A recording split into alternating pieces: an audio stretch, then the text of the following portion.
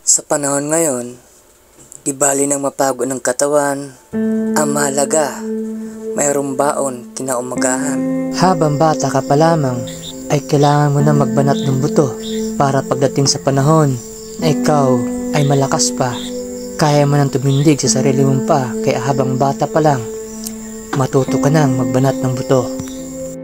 Naglilinis ka ng sili, bakit? Para pambaon sa school? Para din ako bigyan namin ng baon. Isa sa pinakamahalagang bagay ay ang mabuhay at makatulong sa magulang.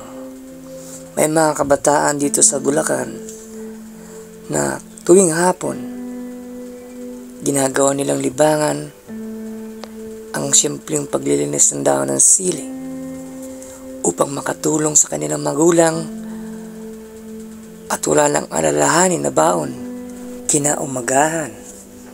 Baon sa eskwela na maghapon nilang pakikinabangan upang sa kanilang kaligayahan ay kanilang mapagbigyan. Napakasimple ng buhay, kaya andito tayo sa Bulacan para bisitahin ang mga kabataang ito. Ito yung dahon ng sili na napakarami at bagong harvest ito. Ito yung lilinisan nila para maidala sa merkado o sa pamilihang bayan dito sa Bulacan. Sila yung mga bata na sinasabi ko o mga kabataan na nais kumita kahit sa maliit na halaga.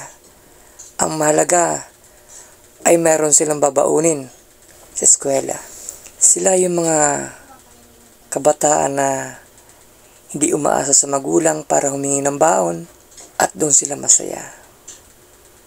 At ito yung mga nalinisan na nila na nakabalot na para isakay sa tricycle at dadalhin sa merkado. Malapit na dumilim para makauwi na rin sila sa kanilang mga tahanan at makapagpahinga upang maaga gumising para pumasok sa eskwela.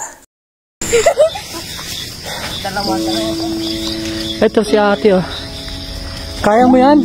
Ay, madulas. At para makauwi na rin sa kanilang tahanan, para pagdating sa umaga, wala na silang poproblemahin na babaunin. Ito sa mga nagpapukaw sa aking damdamin, hindi mahalaga kung gaano kalaki ang iyong kinikita. Mahalaga kung paano mo sila pinangiti at pinasaya. Mga araw na nakasama mo sila, nakangiti sa harap mo at nagbibigay ng saya pagkasama mo sila.